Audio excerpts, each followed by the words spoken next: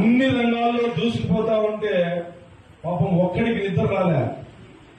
ఎవడోడు సాక్షి broker నా కొడుకు, వాడికి వైసీపీ ఎమ్మెల్యే ఉంటే అవినీతి మొత్తం వారి ఆధ్వర్యంలో జరిగి అప్పుడు ఉన్నటువంటి ఎమ్మెల్యే కొంత వీడి కొంత సాక్షి రిపోర్టులతో కూడా డబ్బులు తీసుకొని పోయి ఇచ్చినటువంటి పరిస్థితి. నిన్న ఒక ఆర్టికల్ రాశాడు, మడకశిర నియోజకవర్గం మహిళకి రిజర్వ్ అవుతుందని. మహిళకి రిజర్వ్ అయినా ఎస్సీ రిజర్వ్